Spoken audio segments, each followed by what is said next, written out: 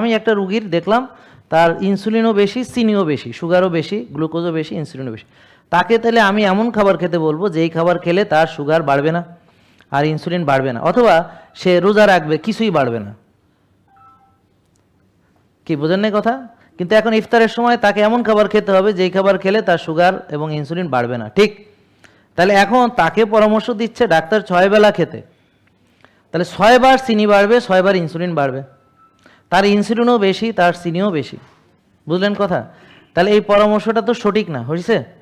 তাহলে আপনারা যারা এই পরামর্শ মাইনা 6 বেলা খাইতে আসেন চিনি, 6 বেলা মানে সকাল 7টা-8টা বাজে রুটি ডাল, আবার 11টা বাজে মুড়ি বিস্কিট খই অথবা ফল, আবার হচ্ছে দুপুর 2টা বাজে আবার ভাত ডাল শাকসবজি মাছ মাংস, বিকেল 5টা-6টা আবার মুড়ি বিস্কিট খই, জমের খাওয়া খা, রাত 8টা-9টা বাজে আবার রুটি ডাল, হ্যাঁ, এবং ঘুমানোর আগে 11টা বাজে দুধ খাইয়ে ঘুমাবে। কি আল্লাহ, মনে হয় দুধের শিশু, তারা দুধ খাইয়ে বলে ঘুমাবে।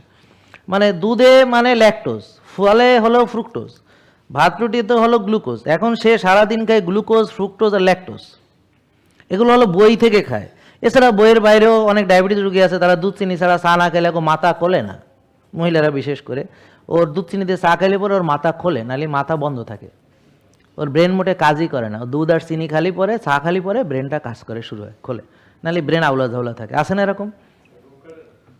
যে কত কিছু যে কাটে না, আপনি কি জানেন? আপনার বউর কি ঘুম কাটে না? হ্যাঁ, আরও অনেক কিছু কাটে না। এই বুঝেন নাই কথা? এই কথা ঠিক না বেঠিক? হ্যাঁ।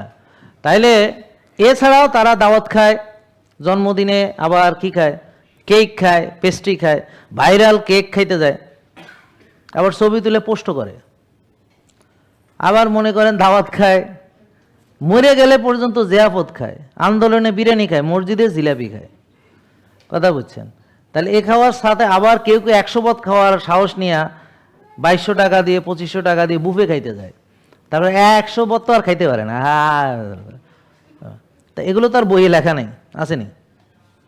এখানে কি জন্মদিন, মৃত্যু দিবস, হ্যাঁ, তারপর বিবাহ বার্ষিকী, তারপর দেখা হওয়া দিবস, প্রেম দিবস, এবার হাবিজাবি আসেনি, এগুলা কিচ্ছু তো নাই। তা এগুলা এরা ওই বিভিন্ন অনুষ্ঠান করে, আবার ভালোবাসা দিবসে ক্যান্ডি খায়, চকলেট খায়, চকলেটের ফুলের তোড়া বানায়, গিফটও করে। আর করে না এগুলা?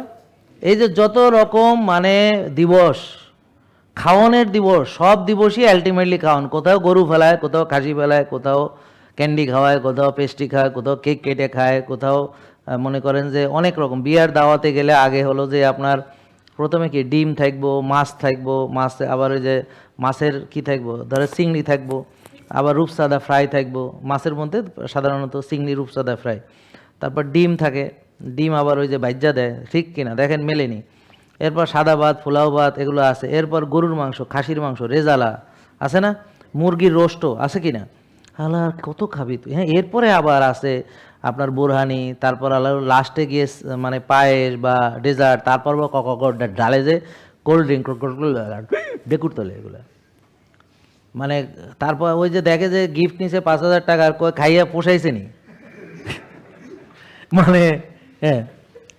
এরপর রোজা রাখছে, এখন বড় বাপের পোলাও খায়, মানে কি ওই যে আস্তা মুরগি, হ্যাঁ। তারপরে আবার যেগুলোর পুরো ডুবো তেলে বুঝেছে, হ্যাঁ।